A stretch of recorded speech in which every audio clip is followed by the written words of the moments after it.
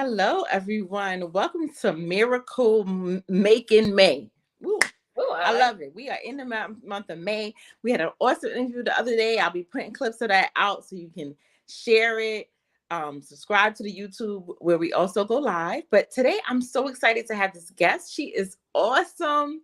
She has really started to flourish with her own wellness industry. She's been all over the country, really focusing on mental health, wellness, meditation, everything that you need to be mentally health well. So if you are like struggling with mental health issues, you need to tune in today because we got a lot to say. Okay, all right. My girl got a lot to say. Welcome to the show, Chantelle. Thank you so much. It's so awesome to be here, and I love that Miracle May. Let's go. Let's go. Yes.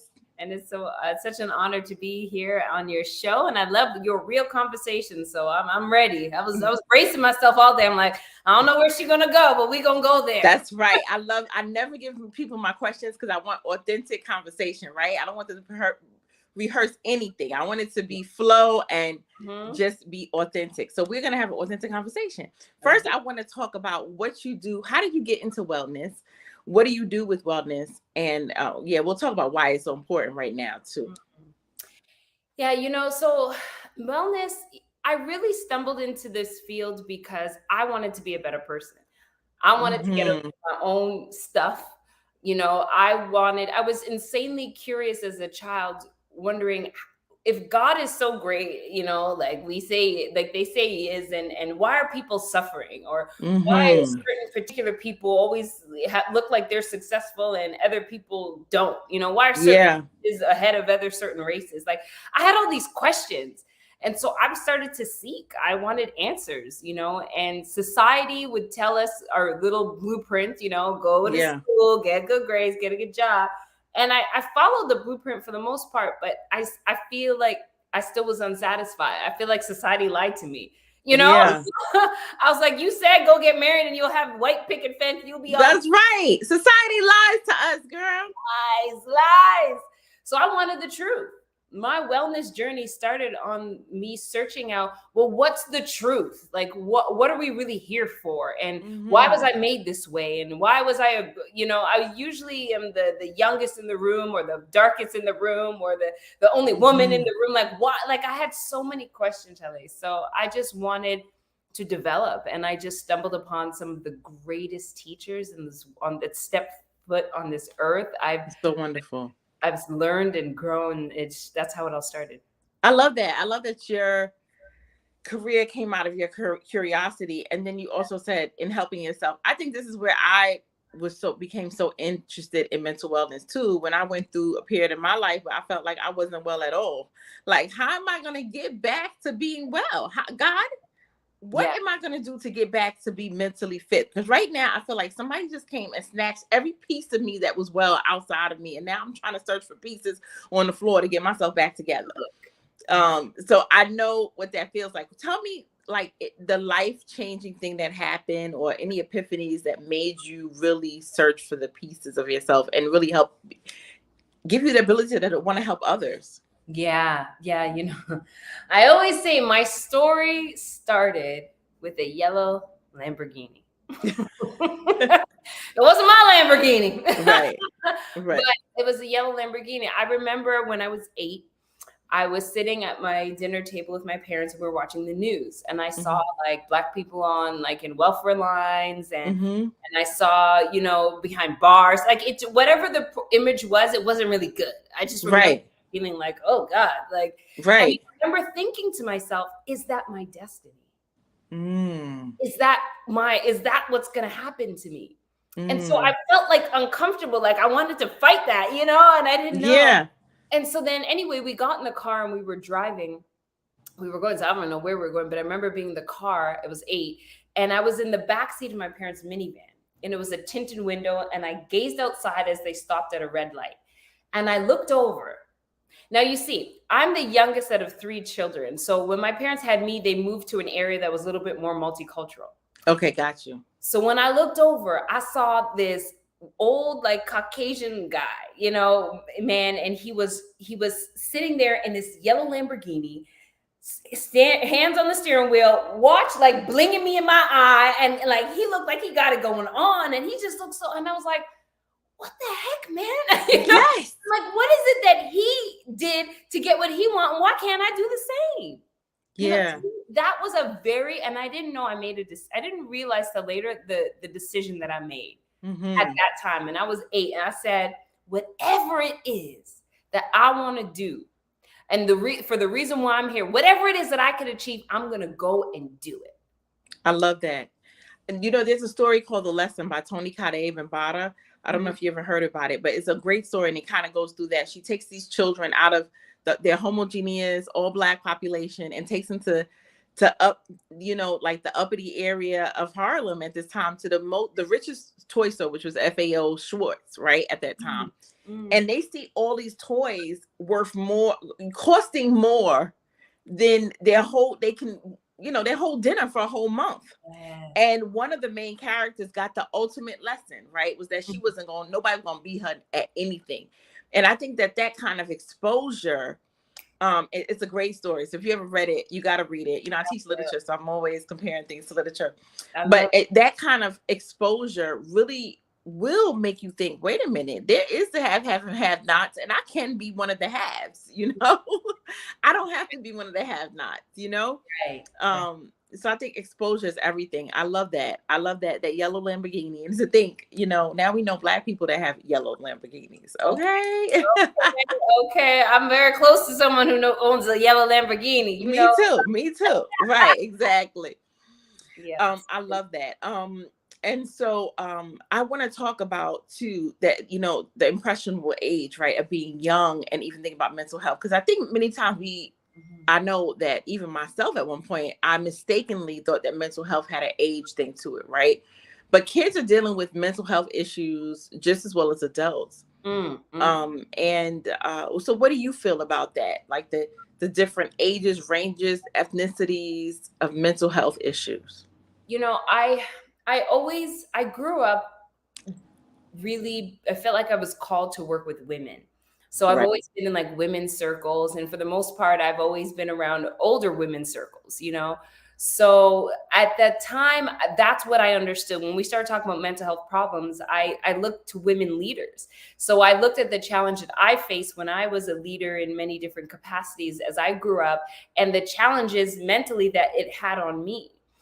But it wasn't until a few years ago where I started to, people kept saying, Chantelle, work with the youth. You got to work with the youth. And I know they're leaders of tomorrow. And so I started to say, you know what? And I took them up on it. And I said, okay, yeah, absolutely. And I did. I'm affiliated with the Red Table Talk. And so I went into a group. It was a young group of ladies called Teen Shop. So it was back in LA. And we did a workshop with them. And It's okay. Yeah, sorry about that. We did a workshop with them, and I did like a red table. So we all got around a table, started uncovering some of the things that they're going through, because the rates of suicide for children between 13 to 18 is the highest among your age. So I started to unpack it with them, and I'd be like, so guys, tell me, like, what is it? Like, do you have suicidal thoughts? Like, to me, when I was 13, I was playing in the street. Okay? Yeah. Not have no suicidal thoughts. It's different now. Different. So I really think that mental health, especially with youth or young or teenagers, even specifically, they're having more mental health challenges. And you know what they said was the number one root cause of why they felt less than, why they felt like they wanted to take their life? Instagram, okay? The cell phone, Jesus. Instagram, Facebook, all these other like social media platforms. They would see. So sad. And we never grew up with that. No, we didn't have that. We could go outside and play with our friends, and that's that was our mental healf.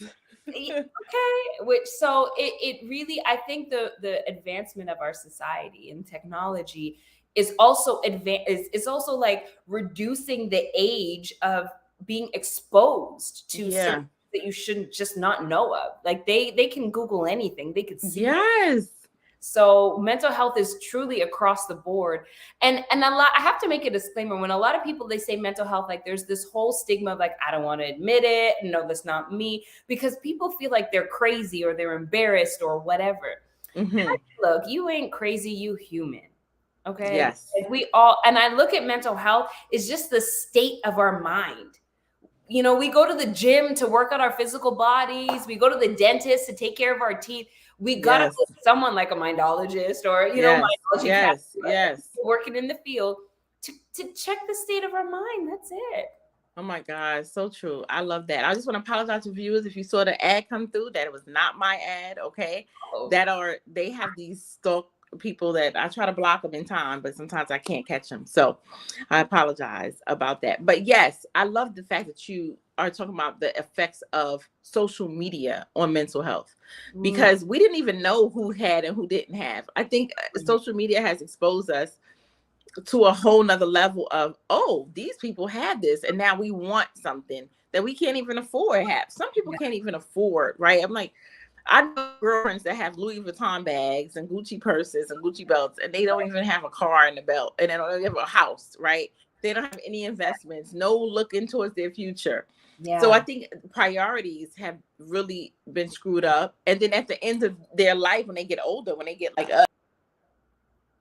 Yeah, I'm telling you, there's a lot that has been impacted throughout this society, and a lot has changed over such a short period of time. Oh, I don't know what happened. Came back, yes.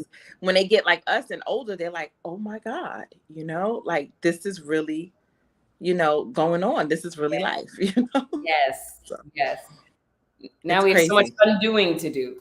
Yeah, we have so much undoing to do, and it's really crazy how that happens. Even with my own children, I'm always trying to reaffirm them and tell them how beautiful they are, and not have them compare themselves to other people. And it's a journey. So I love that. Now you do special like meditation, and I want to talk about that, because you know, people have the misconception that meditation is only for people who are not Christians and New agey. Yeah, like all my Hindu Buddhist friends, you know. And I found that meditation is so helpful, you know. It's everything. Yes. Can you talk about that? Absolutely. Meditation. I mean, meditation is all in the Bible. Even I always reference Joshua, you know, when God would say, meditate on the scriptures day and night, meditate on day and night, day and night. He said over and over. And in fact, Joshua, if you guys know your word, Joshua is the only person to have the audacity to think he can stop the sun. So there is something about meditating on that gives you this confidence in who you are, what you're able to accomplish, and you can actually do it. You know? So I usually reference that because there is something powerful, because when I meditate on the truth. And the truth is the word. And you know what I mean? So I really bring in the word in. And for people who don't necessarily read scripture, I say take it as academic. Take it as words that is going to empower you, and you will see the depth and the power. But it's just conditioning. It's just mind conditioning that the word. Anytime that people try to, you know, overdo something, like make it seem like it's really bad, that's when I lean in. I'm like, wait a minute, why are you covering it up so much? You know? And I really started to lean in. I was meditating before I even knew it was meditation.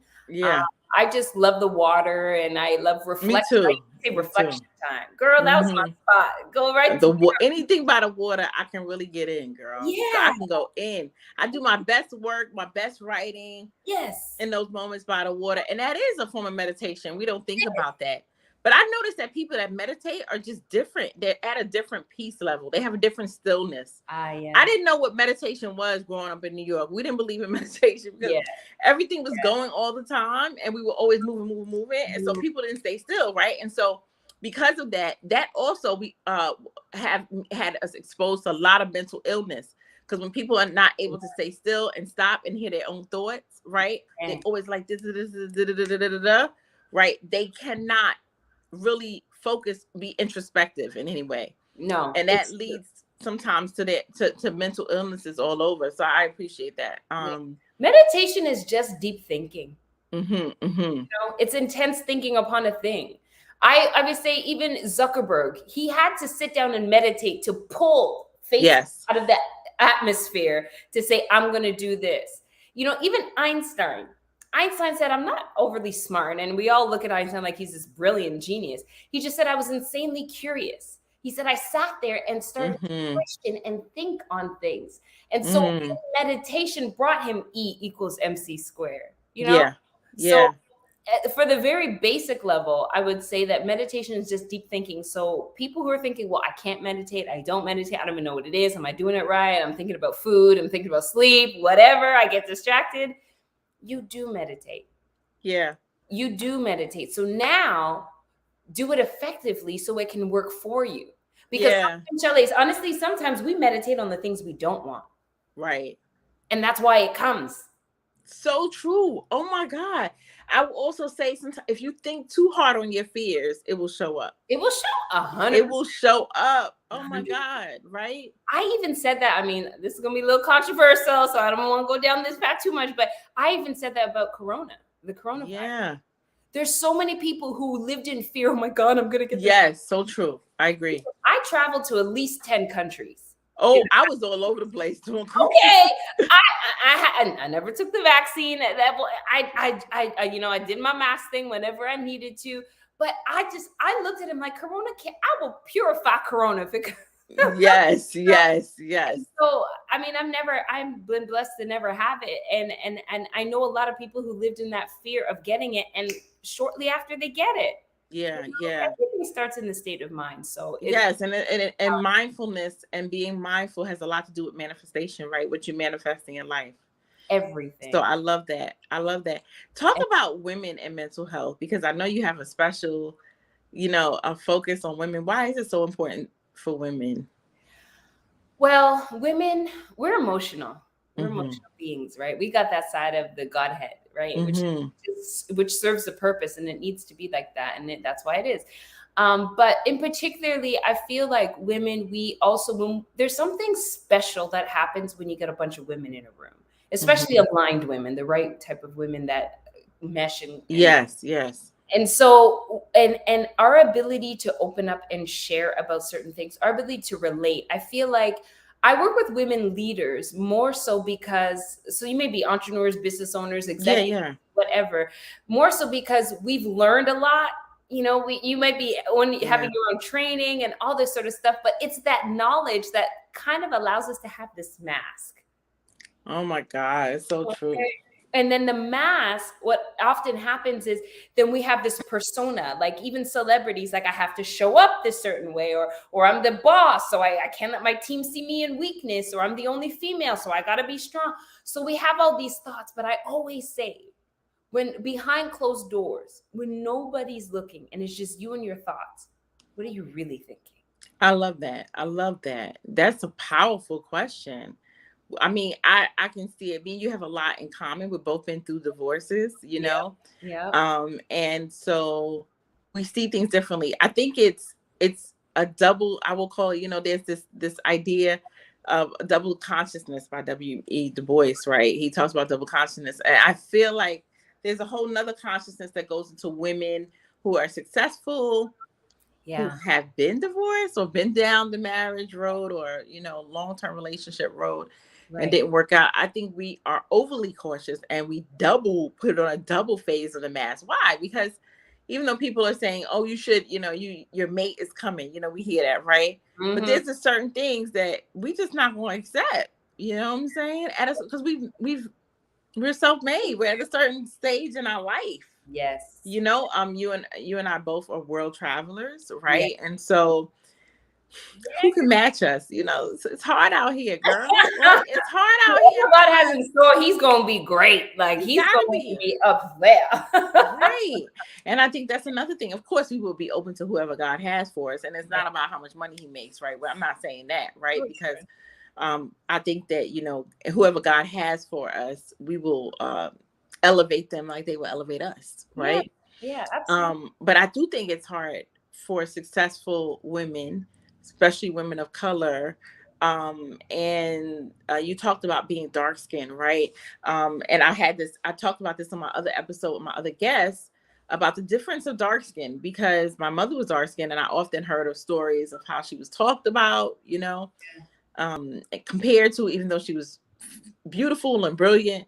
How does that play into some of the things you see in business, in life? Well, I probably have and I know it's an interesting perspective, and I think it's because of the decision I made when I was 8. Mm-hmm. Truly, I think Yeah. it really put me on a trajectory where I didn't like. It's almost like I just show up and I just am. Mm-hmm. But my experience is I tend to be like the only Black person in the room, or the Mm-hmm. Black, or the only. Oh, I understand that. I've been like that too. Right. Yes. So that's been more of my experience. I know there's colorism, right? And there's now the different shades of Black, light skin versus Black. Yes. I really just don't buy into any of that. Like, yeah. I just don't put my mind, my mental capacity, my focus is Mm-hmm. so focused on what I got to do, my mission, who I got to serve, letting God use me, that when you talk about skin tone, when you talk about being Black, when you talk about, so the thing is, when I walked into the room, even me being the only Black person, I don't walk in with a mirror. I just see. Yeah. And so I just am. I just show up to be. I never let that. When I was working in corporate, I remember I was a corporate trainer, and it came to the point where I started training some of the executives, right? And so even some of the C-suites. And I walked into a room one day, and I went to the snack table, and I went to get a napkin to throw up my gum because I'm going to go train and whatever. And this gentleman walked to me and said, "Oh, excuse me, can you get some more cookies for us?"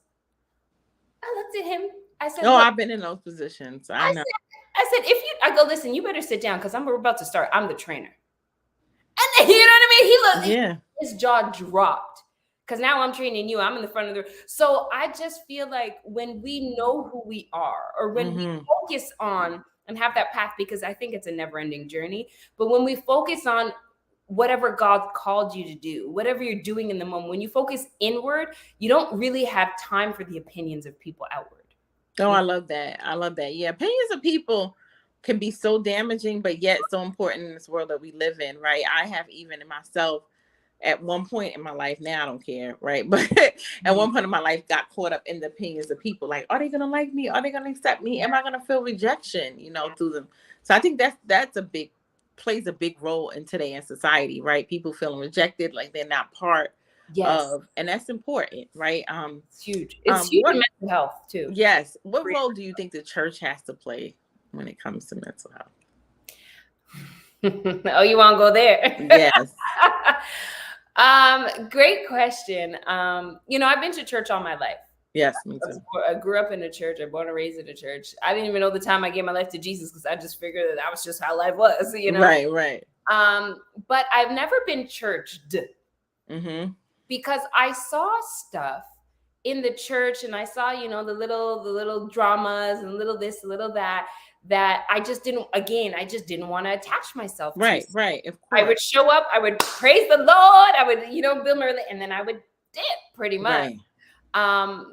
And I've also now I'm in a stage of my life where I'm getting actually a little bit more engulfed in a church, and understanding the mechanics behind it. And it's just like any other place, it's a building where people, and just because we love God or we praise God, it doesn't mean that we're void of anything. We just have more knowledge, of the Lord. But I feel like it doesn't matter what circle you're in, there's still going to be circles where people are going to be saying things about you. There's going to be, people smiling, "Hey, sister, hey, girl, hey, whatever." But girl, did you know? Yeah. It's life. It's part of life. And I don't think that there is a area where it would be excluded, and so it reminded me to, again, just always just focus inward. I feel like all of our solutions are internal. And so when we allow the external to drive us, so if I I could get caught up in the feelings of so-and-so and so-and-so, but at the end of the day, it's still gonna impact me, and they're gonna go about their business. So sometimes makes sense. We give away our power. whether it be a pastor or a boss or a friend or a boyfriend or a girlfriend, we give away our power to those who who we go back and start to say, oh my God, this is what they think about me. They have our power then, so I have to consciously choose, and maybe some environments you have to choose it a lot more than you would like to, but I have to constantly choose to hold my peace, to stay steadfast on what my goals are, where I need to go, the people that align to me. And oftentimes the people that hurt us the most are the ones that are closest to us. Yeah, so true. Now, I have a little more, I guess, broader spectrum. I think the church does have some responsibility for people's mental health, even if that means providing mental health counselors, in the church. And also, sometimes I think the church does a bad job in saying, go get some help, because I think that the church will often say, just pray, or it's a demon, or you know what I'm saying, or you just need deliverance. And then it's going to be, of course, we know deliverance has its place. But I also think it's a responsibility for the church to recognize mental health counselors, or at least have some resources available if they can't be a resource. You know what I'm saying? I'm still fresh to the world of church, like being behind it. So I don't really I'm learning more than anything. Okay, this is how we do. So I'm learning. But I can understand your perspective. I feel like a lot of people go to church as a place of refuge. Yeah. So it would be great to make sure that there's different resources available. I think that's valid. And being connected to people, so that way you can, recognize when there's mental health issues, right? And you can say, hey, this is something now that's been going on for a little while. We've laid hands on you 20 times. That demon still didn't come out. So this is up to you. We want to give you some resources going to help you. How can we support your mental health journey, right? As you say that, Shalay, the thing with, and this is pretty much why I do what I do, because I also kind of understand that perspective and see the gap. I feel that there's a lot of things that we say. I grew up more in the personal development world. I mean, of course, spiritual, but the personal development, so I've been with the gurus in those areas and pages and stuff like that. And so we would hear, go meditate, or go think positive, or wake up early and attack your day, or we hear all these things, but nobody really told us how to do it and how to sustain it. So for me, coming from 20 years of teaching, that's why, I have an academy now that we're launching, especially in the mental health month. This month is called Mindology Academy. So for me, even when for those who do go to church and get the hands that are laid on and get delivered, their mind the devil can easily come and take away what they just got set free from. So even I have a training, one of them is, what kind of mind do you have? When you hear the good things, when you go and say, yes, preacher, amen, hallelujah, is it in one ear and out the other? And let's take church out of it for a minute. If you are born or in an environment where your mind has always been trained to love toxicity or trauma, or connected to drama, you don't even see positive mindsets, right? That doesn't even exist to you, right? It's like you're walking blind. And so I agree with you. And I also think it's important that I love the personal development side. But I will also say that, I come from two different worlds. My world was very resourceful, right? Because my parents are middle class. My mother was a guidance counselor. My father, a pastor, retired police officer. So I've always had resources, but I also was raised in the middle of the hood with people with no resources. And so there was no personal development. They didn't even know what that was. They were just trying to survive. Yeah. You know what I'm saying? And so I'm always conscious of that world, and never want to say, hey girl, it's just about you believing in yourself and loving yourself and thinking inwardly, and you can do it. And it's just what? Yeah. So, I'm dealing with a crackhead mother right now. Okay. Can you give me some groceries so we can eat tonight?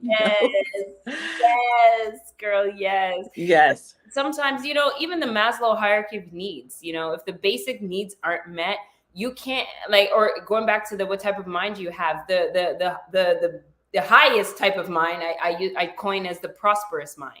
So even if you want to get to a prosperous mind where you're thinking about the future and manifestation, but you can't pay your bills, or you got to be dodging bullets, or you got to be dodging husbands or whatever, it's like there's a reality check there, so you have to deal with the basic needs in survival mode. You can't really pour into a cup of somebody who's in survival mode.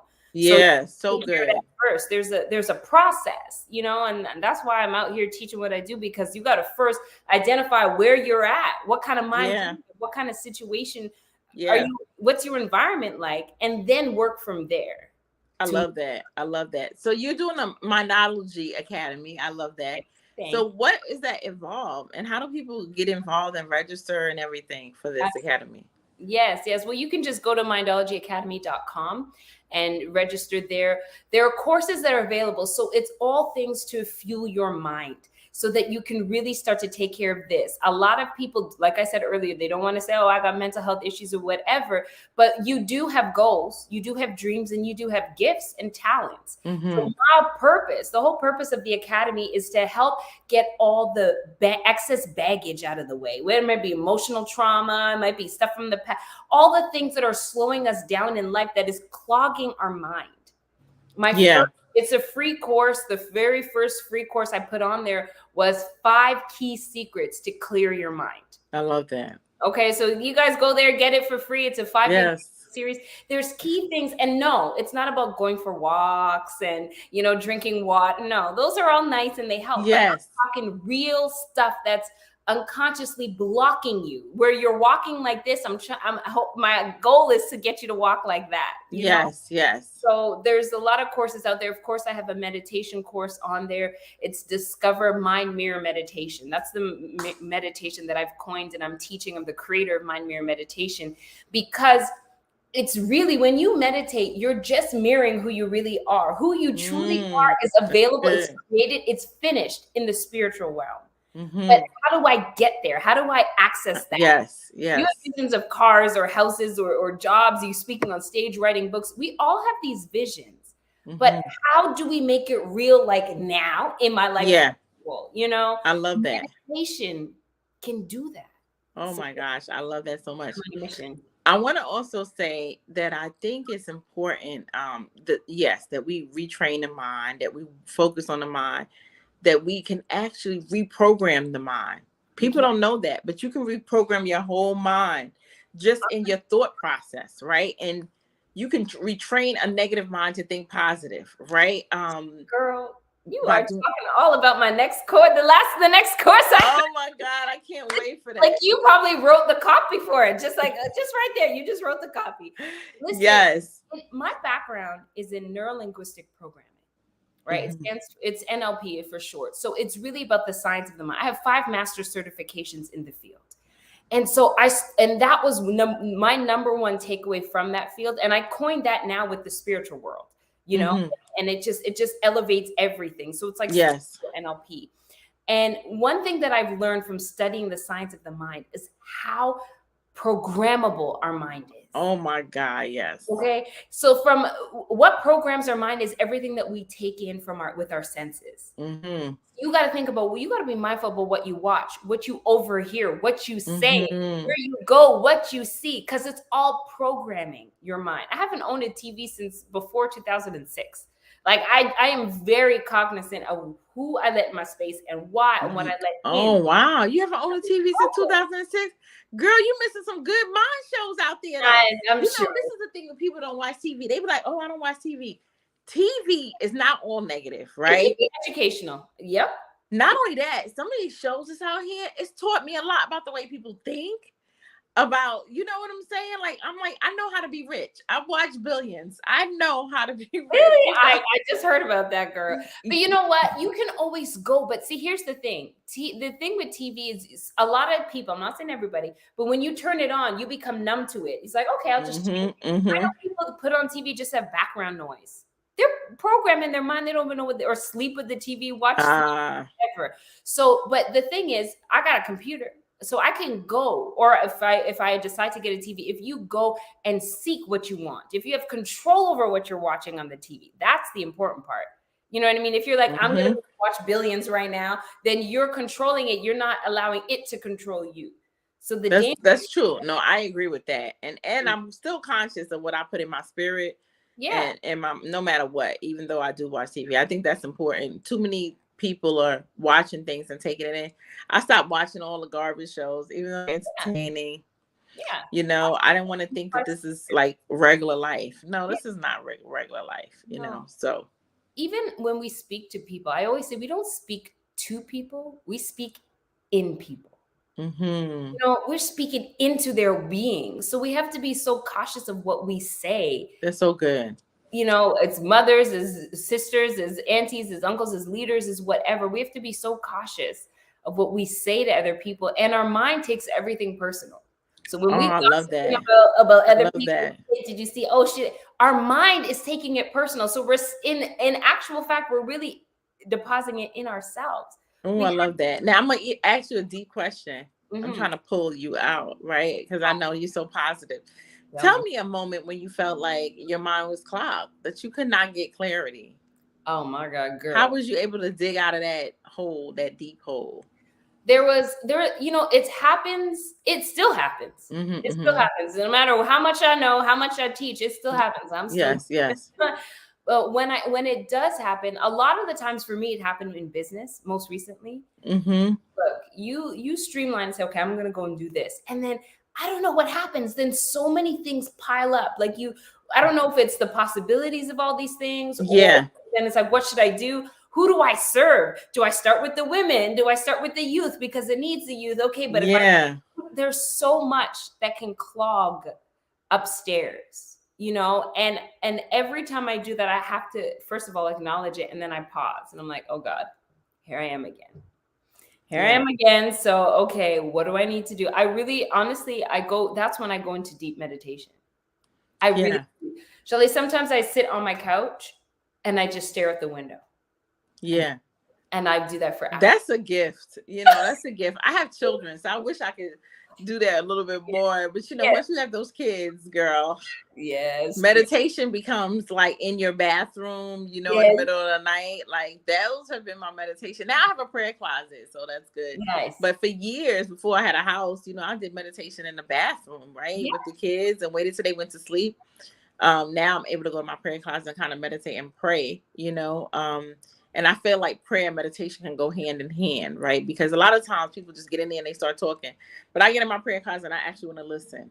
You know, I want to listen to what God is saying. And I want to listen to what everything is saying around me. I want to take it in, you know, release. And one thing that even my therapist that I go see, you know, I see her every so often because she's good, honey. Okay. And she keeps me on track. But when I go see her, she's always like, okay, let's meditate right now. We start off with that and breathe in this and breathe out this, you know, and it just helps so much, you know, because just me sitting in, you know, my room at times and being like, God, today I need to breathe out unforgiveness because I just felt something rise up in me.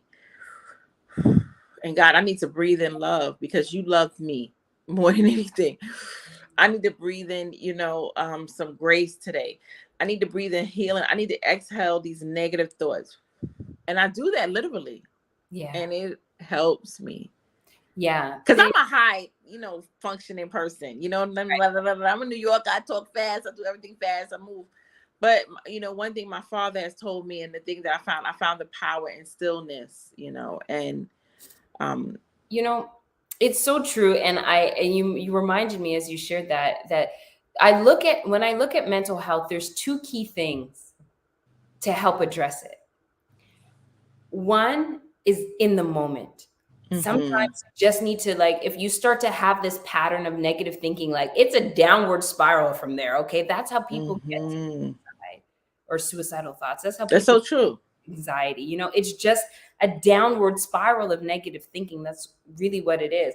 So you need to, and that's why then the course that I was telling you about, the reprogramming your mind, It literally starts off, it's a 7-week course, and it starts off with identifying what you're thinking. You have to know what your thoughts are, because you have to know what you're reprogramming. And then it takes you through the conversion of changing it, but we dissect it. So the thing is, you got to catch it in the moment. But the second thing is, then you got to figure out, why did it come up in the first place? Me, a lot of people say I speak root and needs. I need to get to the root. Oh my God, girl, you and me, we could teach a class about the root. So this is what I teach my literature class, right? When a lot of students have problems analyzing, right? And they can tell you back the story of what happened, right? Yeah. They can understand what they read, but when you tell them now they have to analyze it and put it into pieces and parts, they have a problem doing that. They are not critical thinkers. So one of the ways that I teach them is that I said, unless you're able to get to the root of the issue, you're not going to be able to analyze, right? It's not that Johnny just cheated on Sally, or that Sally went to go live in another country for a year and left her kids. No, it's a root to the issue there, right? It always goes back to the root. Always goes back to the root.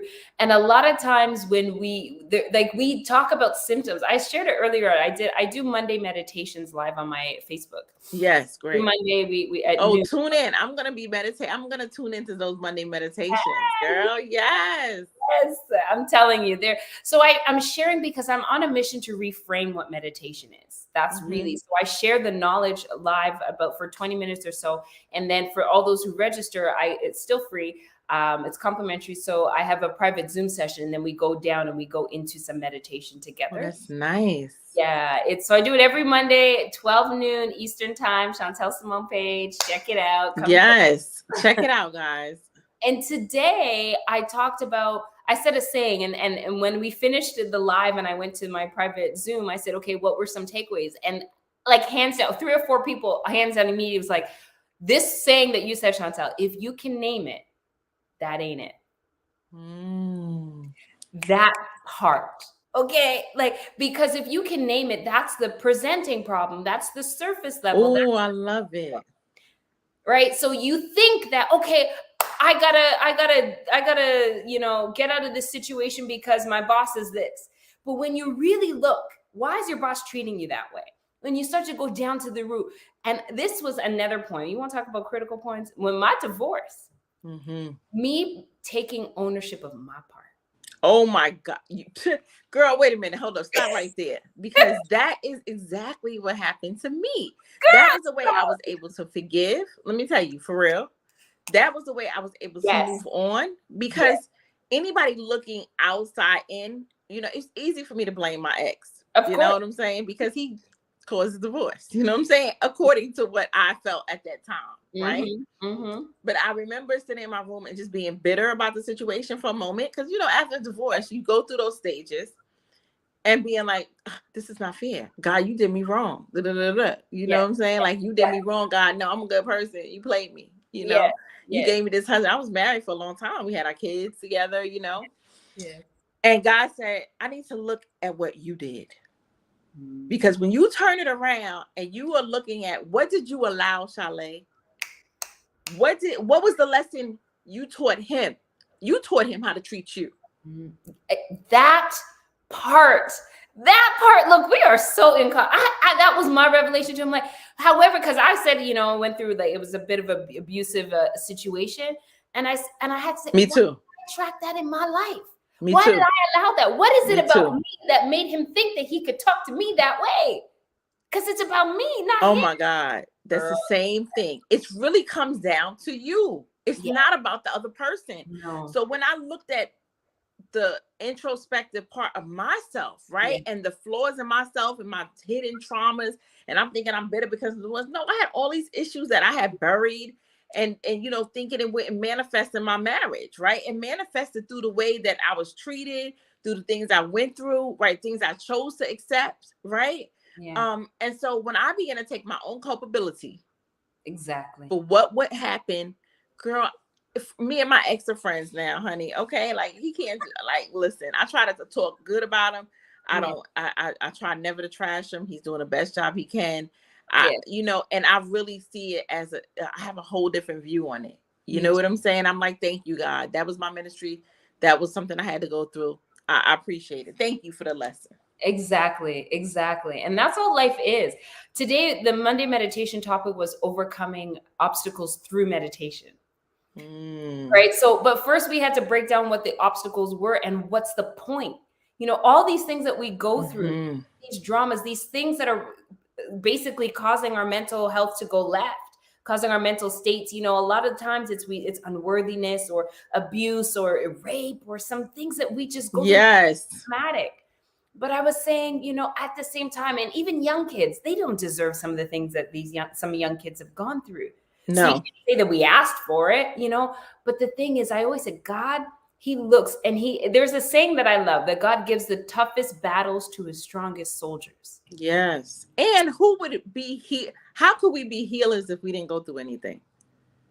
How could we, if everybody, it answers this question too, right? Of like, God, why would you let me go through this? Well, why not?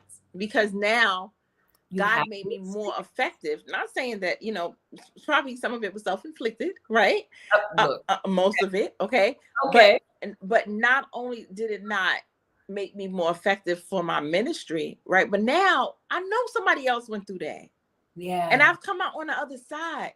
So now I can reach back and say, hey, sis, I've been through that. Let me show you how to get out. Let me hold your hand and pull you out of that dirt that you in right now. Girl, that's the point. Exactly. Yes. Yeah.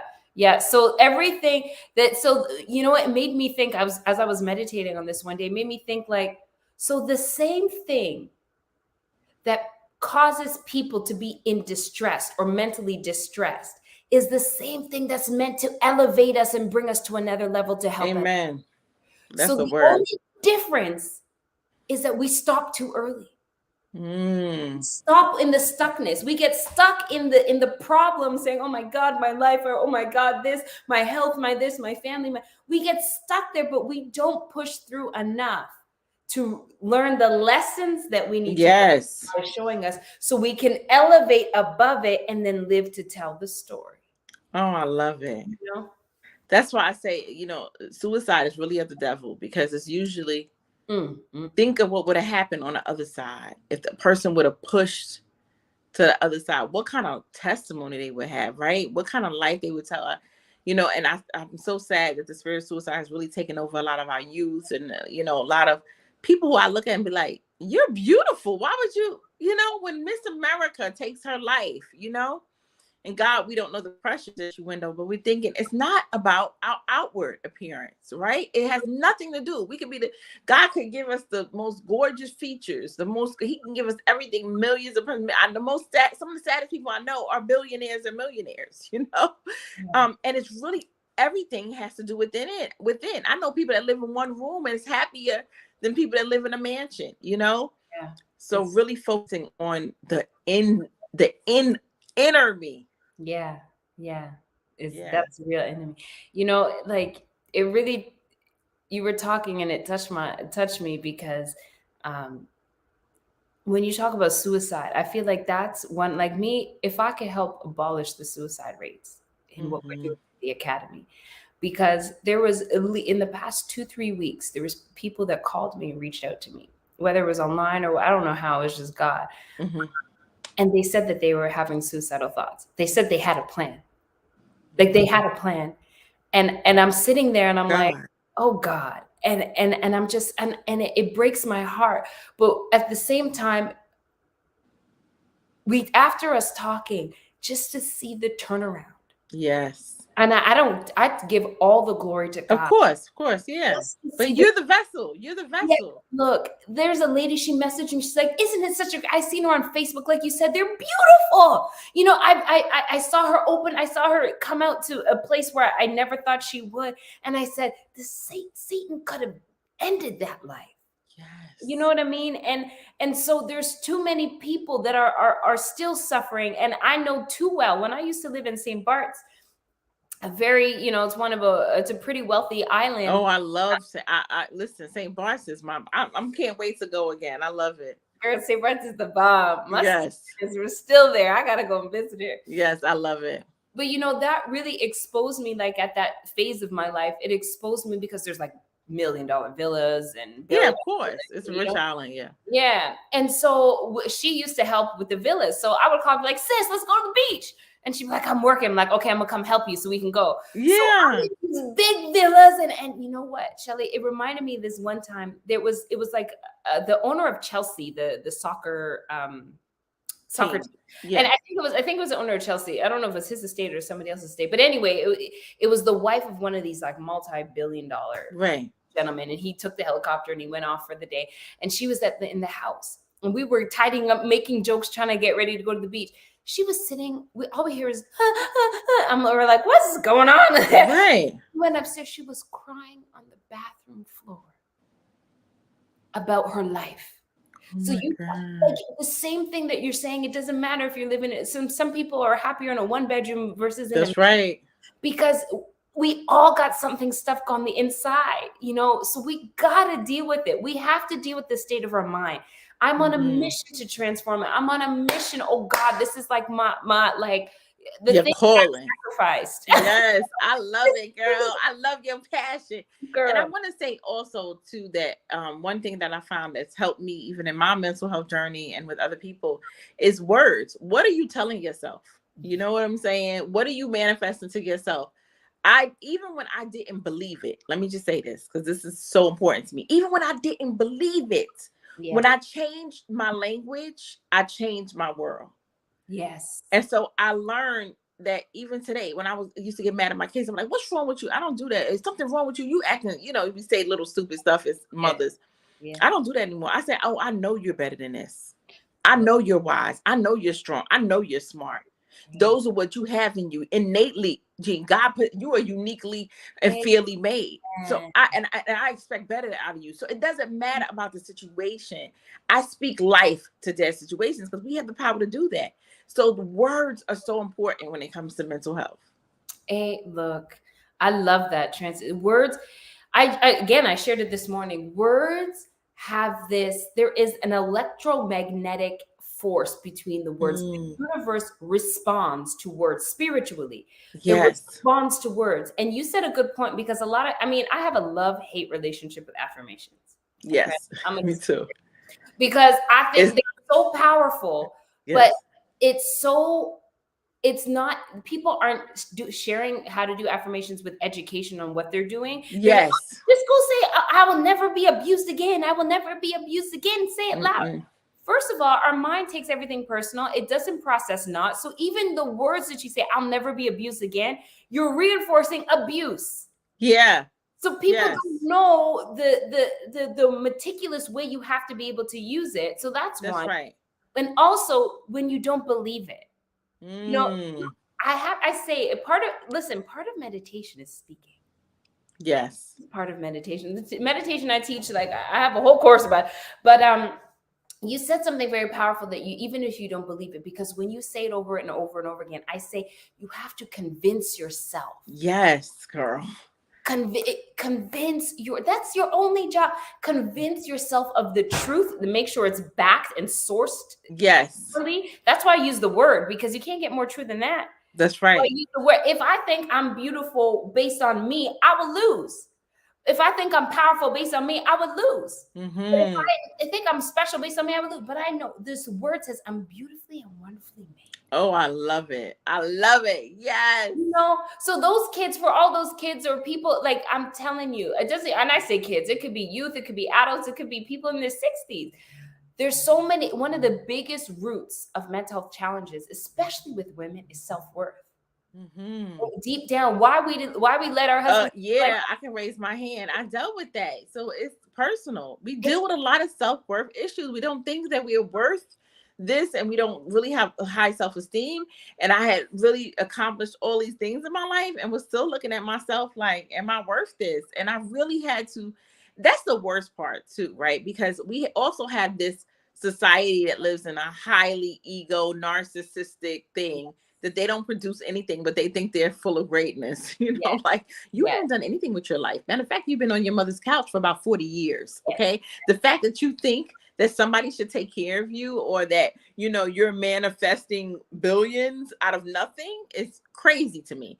But we also have to know that what God puts inside of us. You know what I'm saying?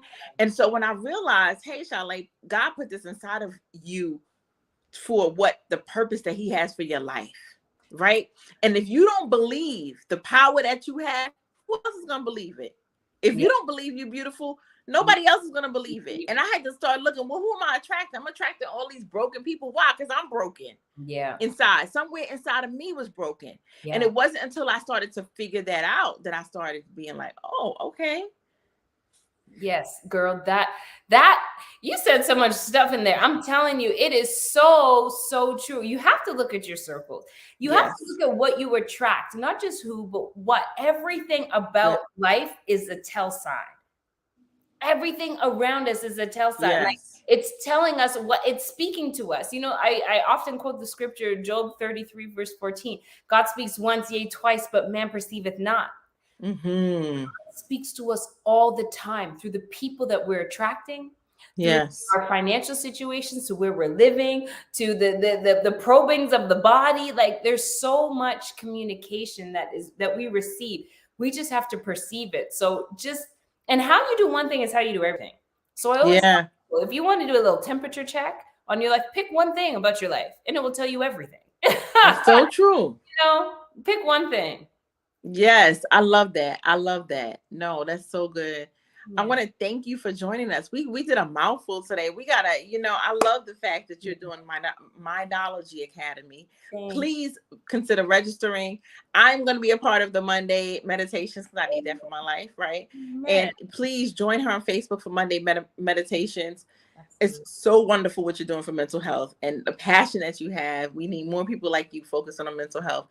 I think over the last 10 years, I've seen mental health crises increase to an alarming rate. And it's been crazy. So, and one of my goals is really to focus on mental health and to help all people find mental health and to find God, right? That God wants us to be mentally healthy. He said in all good things, he wants us to have sound mind. Like, come on now, 100%. That's why I blend the science and spirituality together, because for those folks who maybe aren't so much on the God side, you're going to relate to the science. For those who are so much on the God side, but you need to be a little bit more grounded, you're going to relate to the, there's something, they say the same thing and it reiterates, and it's all about making sure that we can overcome these challenges and just be who we're designed to be, because we all matter, Yes. Oh, I love it. Now, where can we find you? Tell us about your social media pages.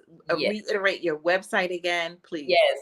Well, I made it easy. You could just go to contactchantelle.com and it has everything. Contactchantelle.com. It has all my social medias, the links to the course, the Monday meditation. Oh, that's wonderful. Academy. Just contact Chantelle, and you could just WhatsApp me. We respond, and just if you ever going through anything, if you have any questions, we're more than happy to help. I have an amazing team, and we're just going to do some great things. I love it. I love it. You just came back from India not too long ago, right? Yes. Yeah. I went to India. You just never know the work that you're doing. You never know who's going to notice. I got nominated. I spoke at the Professional Speaking Association of India. A friend of mine asked me to speak, and I said, okay. So I spoke there, and I think someone that heard me there, they're like, "You're passionate." They nominated me to be Thought Leader of the Year in education. That was wonderful. I love it. I love it. India's on my bucket list. I definitely have to go. Yeah, it's that India trip was next level, but that's a story for another day. Yes. But God is good. God is good. All right. Yes, we look forward to seeing more of you, more blessings to you. Thank you guys for joining us today with Chantelle Simone. Check her out. She's doing amazing things. Sign up for that Mindology Academy. I think that would be great for anybody, even if you're not having mental health challenges, just to really get your mind right. And I'm going to definitely check it out. Stay tuned. May we have some incredible people coming up and some great short stories to share. Be blessed, everyone. Thank you so much for having me. Take care, everyone. We'll see you soon.